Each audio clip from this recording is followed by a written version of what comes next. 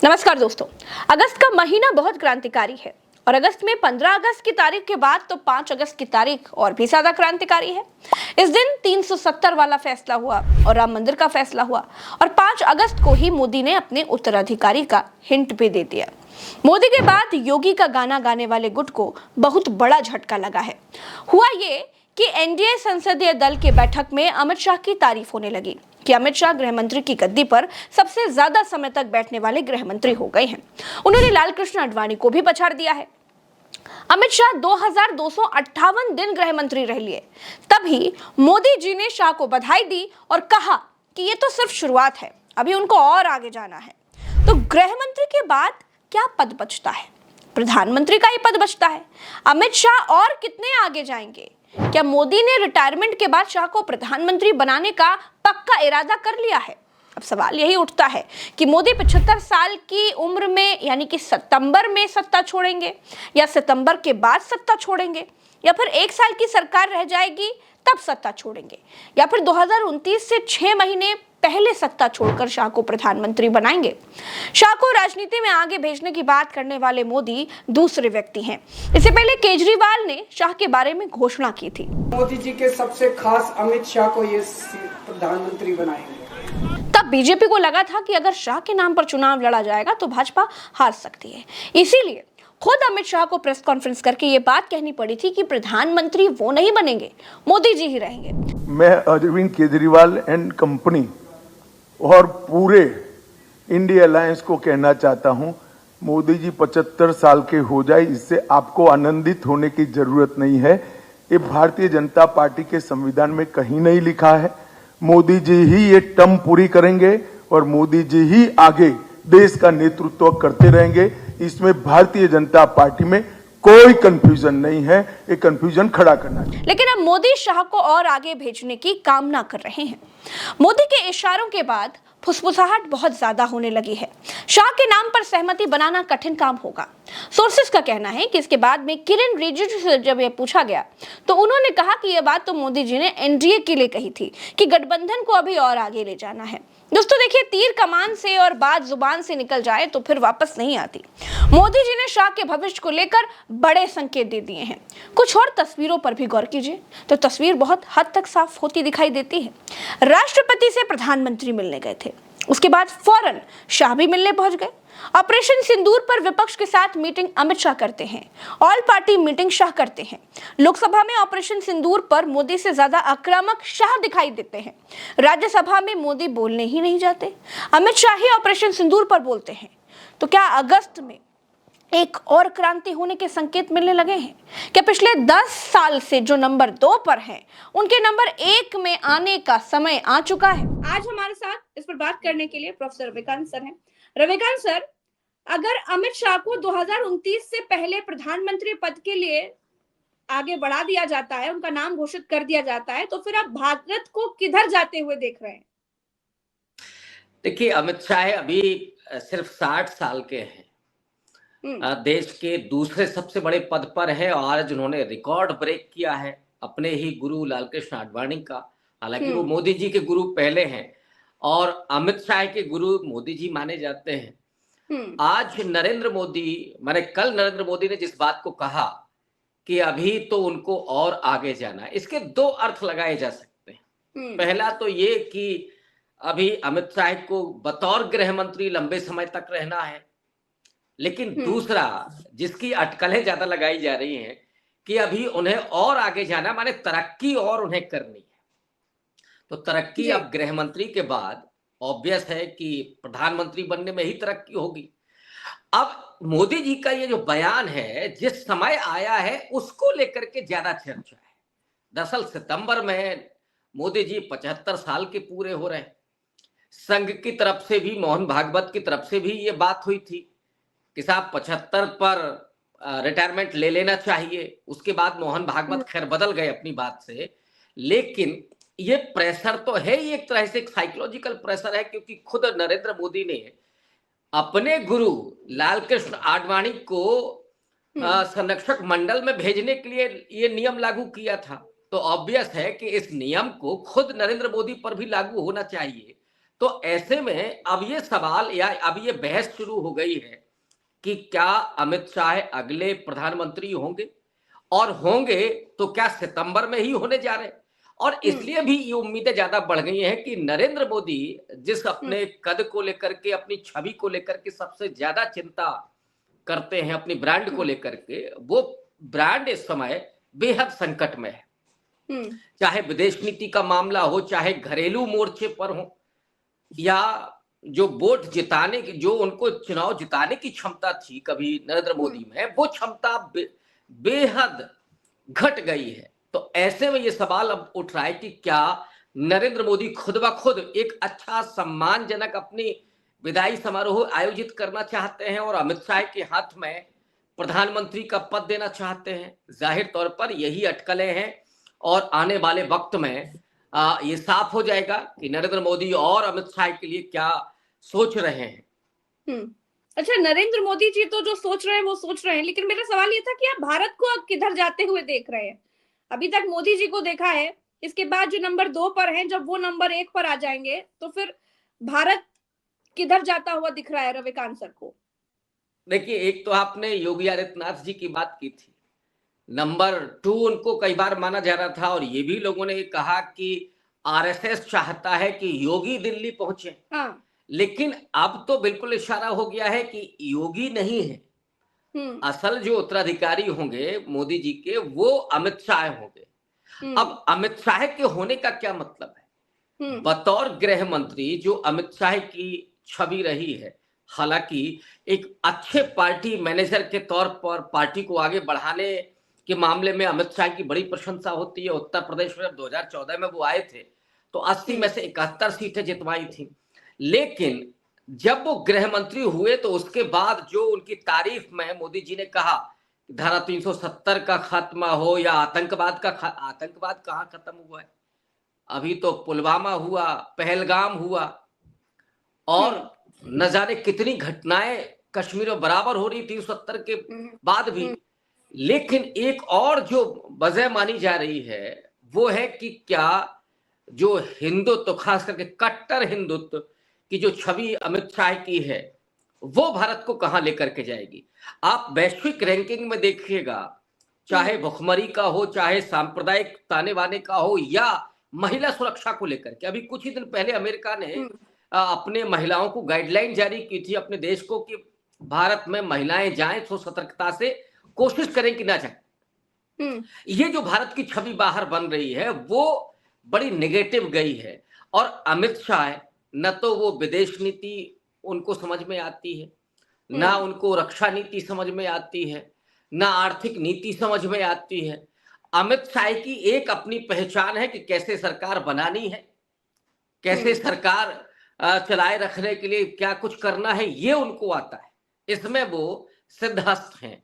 तो जब उनके हाथ में देश होगा तो ऑब्वियस है, देखिए प्रधानमंत्री की हमेशा एक नीति होती है, उसकी मनमर्जी चलती है। नरेंद्र मोदी ने पहले ही विदेश नीति और आर्थिक नीति सब कबाड़ा कर दिए, कुछ बचा नहीं है। चाइना का जो मामला आ रहा था राहुल गांधी को, जिस पर सुप्रीम कोर्ट ने फटकार लगाई सो कॉल्ड जी, आज तो खबर पड़ रहा है कि नेपाल ने कई हजार जो बीघे जमीन है वो कब्जा कर रखी है, और एसएसबी कह रही है, जो वहां पर सिक्योरिटी फोर्सेस है वो कह रहे हैं, और भारत सरकार की तरफ से ये है कि साहब चुप रहना है।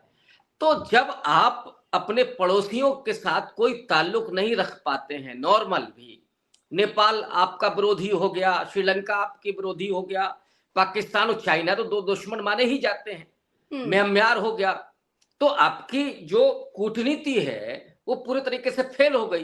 तो जब मोदी जी नहीं संभाल सके, मोदी जी तो आधी दुनिया का चक्कर लगा के आ गए, कोई एमओयू साइन नहीं हुआ, रोजगार नहीं निकला। हालांकि कल उन्होंने कह दिया था कि हमने 10 करोड़ लोगों को रोजगार दिया, कहां दिया, किसको दिया? बहुत सारे लोग मजाक कर रहे हैं कि साहब हमको भी बैंक मैनेजर बना दिया, लेकिन मिला किसी को कुछ भी नहीं है। सरकारी नौकरियां खत्म हो गई। हाँ, मिला अगर है तो हो सकता है वो ये कह रहे हो कि हमने अडानी जी को दे दिया, अंबानी जी को दे दिया, और उसके बाद वहां से रोजगार जनरेट हुआ है। अगर वो ये कह रहे हैं या पकोड़ा रोजगार हो सकता है उन्होंने काउंट कर लिया हो। अच्छा, इसके पहले भी ये चर्चा छिड़ चुकी है। जो संकेत आज मोदी जी ने दिया, यही संकेत केजरीवाल ने भी दिए थे। उन्होंने तो खुलकर कह दिया था कि मोदी के बाद अमित शाह है, और मोदी चाहते भी हैं कि अमित शाह ही उनकी कुर्सी संभाले, उस कुर्सी पर अमित शाह बैठेंगे और अमित शाह को ही आगे करने के लिए मोदी जी इतनी मेहनत कर रहे हैं। तो अब मैं ये भी जानना चाहती हूँ कि आपको क्या लगता है कि जो बात केजरीवाल, क्योंकि उस समय तो अमित शाह को खुद आकर बोलना पड़ा था, ये भाजपा को लग गया था कि अगर अमित शाह के नाम पर चुनाव लड़ा जाएगा तो भाजपा का हारना तय है। अब अगर अमित शाह के नाम पर चुनाव लड़ा जाएगा तब क्या होगा? वो भी तब जब मोदी जी है तो भाजपा है तो मोदी जी वाला कानून चल रहा है। देखिए यहाँ सिर्फ दो की बात है, गुजराती लॉबी ही एक तरह से भाजपा चला रही है, लेकिन Narendra Modi all in all, ये भी बहुत क्लियर है जी। अब एक वजह तो ये है कि मोदी जी सुरक्षित रहना चाहते हैं। सुरक्षित से मतलब जब आप प्रधानमंत्री की कुर्सी से आते हैं तो आपको वो सम्मान चाहिए, तो क्या वही प्लान कर सकते हैं उनके लिए कि भाई अगला राष्ट्रपति बनाना है या सम्मानजनक विदाई करनी है या कोई और चीजें ना हो, तो वो चाहेंगे कि हमारा ही माने अपना जो गुजराती भाई है वो उस कुर्सी पर बैठे। तो एक तो नरेंद्र मोदी की अपनी सुरक्षा की, फिर जो चाहेंगे वो करते रहेंगे अमित शाह के जरिए, नंबर 1। नंबर 2, अगर ये हैंडओवर अभी होता है, सवाल तो अभी का है, बीजेपी का चुनाव तो बाद में जाता है, एनडीए की सरकार रहेगी या बचेगी? क्या नीतीश कुमार अमित शाह के साथ रहना पसंद करेंगे? क्या चंद्रबाबू नायडू को वो रखना उसमें कामयाबी हासिल होगी? संभावना नहीं है, क्योंकि अमित शाह को बार्गेनिंग करनी नहीं आती उस तरह से। अमित शाह तो सीधे तौर वाले हैं, जो मल्लिकार्जुन खड़गे को ये कह सकते हैं कि पहले हमसे निपट लो फिर हमारे गुरुजी का नंबर आएगा। तो नीतीश कुमार और चंद्रबाबू नायडू के साथ कैसे समझौता करके वो चल पाएंगे जब ये माना जाता है, उनको सो कॉल्ड चाणक्य की जो छवि है कि वो दूसरे विरोधी पार्टियों के विधायकों को तोड़ते हैं, सांसदों को तोड़ते हैं। तो वो चीज, वो कूटनीति मतलब देश के भीतर सरकार बनाने के स्तर पर अमित शाह में नहीं है, और यही वजह है कि लोग ये कह रहे हैं कि मोदी जी अगर गए तो अमित शाह आगे इस सरकार को ले जाने में कामयाब साबित नहीं होंगे, और आगे जब चुनाव होंगे तो वो तो अमित शाह के पास फेस भी नहीं है, जो मोदी जी ने ब्रांडिंग करके अपना बनाया वो फेस भी नहीं है। अमित शाह नो डाउट कि भाई सांगठनिक स्तर पर वो एक कामयाब अब तक राष्ट्रीय अध्यक्ष रहे बीजेपी के, लेकिन उन्होंने नरेंद्र मोदी वाला वो कल्ट नहीं है उनमें, और नरेंद्र मोदी की तरह से वो अच्छी, उनको हिंदी भी नहीं आती, जो मोदी जी में जो कला है, भाषण कला है। इसी को लेकर, हाँ, ये जरूर है। ये पूछना चाहूंगी कि आपके हिसाब से मोदी जी अच्छे प्रधानमंत्री हैं कि आपको लगता है कि अमित शाह बेहतर प्रधानमंत्री साबित होंगे? 100% का एक सवाल है, छोटा सा जवाब दीजिएगा। नहीं, अब किस मानक के आधार पर कहा जाए? अगर आप देश के मानक के आधार पर कहेंगे तो मोदी जी ने क्या कामयाबी हासिल की? हाँ, सरकार चलाने के स्तर पर अगर आप देखेंगे तो नो डाउट नरेंद्र मोदी कामयाब हैं अमित शाह के सामने, अभी हम कह सकते हैं, क्योंकि वो सांगठनिक क्षमता, वो तमाम राजनीतिक दलों को एक साथ जोड़ करके चलने की क्षमता अमित शाह में नहीं होगी। अमित शाह उस चीज के आदी नहीं है। नरेंद्र मोदी ने अपने आप की छवि ऐसी बनाई कि वो नीतीश कुमार के साथ, चंद्रबाबू नायडू के साथ, चिराग पासवान के साथ भी, और दूसरे राजनीतिक दलों के जीतन राम मांझी के साथ, सबके साथ एडजस्ट कर जाते हैं। अमित शाह का ये नेचर नहीं है। हाँ, कल को अपना नेचर वो बदल लें तो ऑब्वियस है कि वो कर सकते हैं, लेकिन फिलहाल कोई क्षमता अमित शाह में नहीं दिखाई पड़ती जो नरेंद्र मोदी में है। तो अभी तो सरकार चलाना ही मुश्किल हो जाएगा। क्या नीतीश कुमार और चंद्रबाबू नायडू उनको बतौर प्रधानमंत्री स्वीकार करेंगे? सबसे पहला सवाल तो यही होगा। अगर नरेंद्र मोदी जाते हैं तो एनडीए क्या उनको स्वीकार करेगा? बीजेपी में भी बहुत सारी उठापटक शुरू हो जाएगी। बीजेपी में क्या लोग स्वीकार कर लेंगे अमित शाह को? क्या नितिन गडकरी स्वीकार करेंगे? क्या शिवराज सिंह चौहान स्वीकार करेंगे? क्या योगी आदित्यनाथ स्वीकार करेंगे? क्या देवेंद्र फडणवीस स्वीकार करेंगे? क्या इसकी संभावना है कि स्वीकार कर लेंगे? क्योंकि बीजेपी में जैसे ही नरेंद्र मोदी जाते, मोदी जी ने इतना केंद्रीकरण कर दिया बीजेपी का कि मोदी जी के हटते ही बीजेपी धराशायी होगी। अच्छा, अगर मोदी लंबे समय तक किनारे कर देते हैं, मोदी जी अगर सत्ता छोड़ते हैं, तो उनके अलावा, मतलब अमित शाह के अलावा, आपको भाजपा में और कौन सा बेहतर कैंडिडेट दिखता है जो प्रधानमंत्री पद संभाल सकता है? देखिए, प्रधानमंत्री पद संभालना और लेकर के चलने, इसकी काबिलियत केवल नितिन गडकरी में दिखाई पड़ती है। आरएसएस के साथ भी एडजस्टमेंट, एनडीए के साथ भी एडजस्टमेंट, और उन्होंने अभी जो मंत्रालय उनके पास है, सबसे अच्छी परफॉर्मेंस उसकी है। माने बुरे में भी सबसे अच्छी परफॉर्मेंस नितिन गडकरी की मानी जा रही है। उन्होंने जो हाईवेज बनाए हैं, बहुत सारे करप्शन के आरोप भी हैं कई जगहों पर, लेकिन फिर भी ये कहा जा सकता है कि मोदी के मंत्रालय में सबसे अच्छी परफॉर्मेंस नितिन गडकरी की है। और नितिन गडकरी को आरएसएस भी चाहता है, नागपुर से आते हैं वो। नितिन गडकरी सॉफ्ट माने जाते हैं, तो नीतीश कुमार के लिए भी वो स्वीकार्य होंगे और आपके चंद्रबाबू नायडू के लिए भी स्वीकार्य होंगे। ये क्षमता केवल नितिन गडकरी में दिखाई पड़ती है। राजनाथ सिंह को अगर आप लेकर के आते हैं, तो राजनाथ सिंह पहले ही बहुत चुक चुके हैं। राजनाथ सिंह में अब वो काबिलियत दिखाई नहीं पड़ती। राजनाथ सिंह से तो आगे योगी आदित्यनाथ दिखाई पड़ेंगे। देवेंद्र फडणवीस की अभी उम्र कम है और वो अभी परफॉर्मेंस है नहीं उनका। शिवराज सिंह चौहान एक और कैंडिडेट हो सकते हैं। अच्छा। ओबीसी समाज से आते हैं, मध्य प्रदेश में 20 साल के करीब मुख्यमंत्री रहे और आरएसएस के तो खांटी व्यक्ति हैं ही। वो हमेशा यसमैन रहे, कभी उन्होंने रिवॉल्ट नहीं किया। जैसे वसुंधरा राजे सिंधिया ने राजस्थान में रिवॉल्ट किया जी, मध्य प्रदेश में जिता करके लाए बीजेपी को, फिर भी उन्होंने रिवॉल्ट नहीं किया।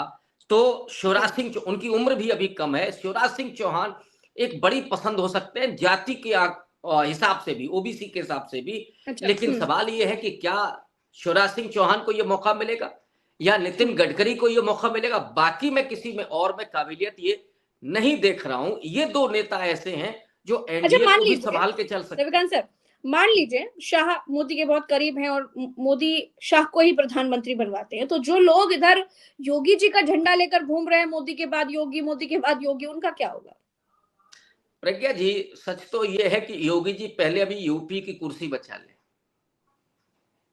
भविष्य जो उत्तर प्रदेश में योगी जी का है और जिस तरह की अटकलें हैं, जो पॉलिटिकल गॉसिप है, हम लोग तो सूत्रों से खबर निकाल के लाते हैं। पॉलिटिकल जो गॉसिप चल रही है और जो सूत्र कह रहे हैं कि सब कुछ ठीक नहीं है।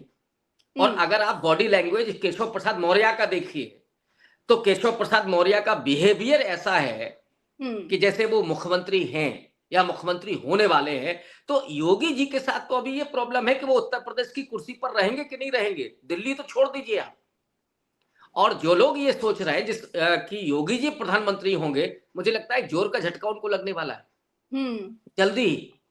क्योंकि उत्तर प्रदेश में जिस तरीके से सरकार चल रही है और जिस तरह के आरोप लग रहे हैं, सिर्फ अब तो आपका अनुमान कहता है पहले मोदी जी की विदाई होगी या फिर योगी जी को सत्ता छोड़ना पड़ेगा, कुर्सी छोड़नी पड़ेगी? देखिए, मुझे तो अभी नहीं लगता है कि मोदी जी जा रहे हैं। मोदी जी ने संकेत दिए हैं। हाँ, ये जरूर है कि जाएंगे तो वो कुर्सी अमित शाह की। तो आपके अनुसार पहले योगी जी कुर्सी छोड़ेंगे?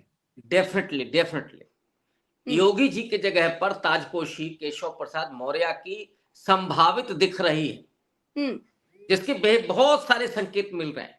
खुद केशव प्रसाद मौर्य का बॉडी लैंग्वेज वो ये कह रहा है और वो बयान दे चुके हैं कि 27 में हम 2017 वाला दोहराएंगे इतिहास, और उसके मीनिंग क्या है वो सब जान रहे हैं। अमित शाह के बेहद करीबी है और अमित शाह उनको यहाँ लाना चाहते हैं। खबर ये भी आई थी, पर अपने परम मित्र भी तो मानते हैं केशव प्रसाद मौर्य जी को। यस, मंच से बोला उन्होंने। लेकिन जो ताना बाना बिगड़ा है उत्तर प्रदेश में, एक्चुअली योगी जी ने पहली बार एक ठाकुर नेता के तौर पर अपनी छवि बनाई है। बीजेपी में आप सब कुछ कर सकते हैं। बीजेपी हिंदुत्व की राजनीति करती है, उसमें एक जाति के नेता के तौर पर किसी का उभार नहीं हुआ। मोदी जी आए तो ओबीसी के लीडर के रूप में आए। मोदी जी केवल एक जाति के लीडर के तौर पर नहीं आए। तो योगी जी ने जो अपनी छवि बनाई, और जैसे भी बनी, प्रशासन के जरिए बनी हो, समाज के जरिए बनी हो, वो नुकसान उनको पहुंचा रही है। अगर इसमें योगी जी ने, मोदी जी अगर सत्ता छोड़ेंगे रविकांत सर, तो कब छोड़ेंगे? मतलब अब 73 साल होने के बाद सितंबर में छोड़ेंगे या सितंबर के पहले या फिर सितंबर के बाद जाएंगे, या फिर 1 साल की सरकार बचेगी तब अमित शाह को कुर्सी देंगे, या फिर 2029 को जब 6 महीने रह जाएंगे तब कुर्सी देंगे? आपका अनुमान क्या कहता है? नहीं, मेरा अनुमान तो ये कहता है कि राष्ट्रपति का चुनाव कब होगा। राष्ट्रपति चुनाव के ठीक पहले मोदी जी कुर्सी छोड़ सकते हैं और दूसरी कुर्सी पर विराजमान हो सकते हैं।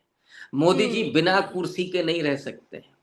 अच्छा, आडवाणी जी नहीं बनेंगे वो, ये एक बिल्कुल कुर्सी से तय दूसरी है। कुर्सी पे शिफ्ट होंगे। यस, तब मेरा अपना जो हाँ, विवेक हाँ। कहता है कि मोदी जी राष्ट्रपति चुनाव के कुछ पहले वो कुर्सी छोड़ेंगे, अमित शाह उस कुर्सी पर जा सकते हैं और राष्ट्रपति के लिए मोदी जी का नाम जा सकता है। ये मेरा अपना विश्लेषण जो विवेक है वो कहता है। और फिलहाल ना मोदी जी जा रहे हैं, फिलहाल ना अमित शाह की ताजपोशी हो रही है। जिसको खतरा है वो आप समझ लीजिए, अच्छा, चलिए, जिसके बहुत-बहुत नाम की शुक्रिया। अटकलें लगाई जा रही दिल्ली के लिए, उसका लखनऊ बचना अभी मुझे मुश्किल है। खतरे में दिख रहा है। अच्छा, चलिए, बहुत-बहुत शुक्रिया रविकांत सर, आपने समय दिया। दर्शकों का भी बहुत-बहुत आभार। हम फिर मिलेंगे अगली चर्चा में, अभी के लिए इतना ही। तो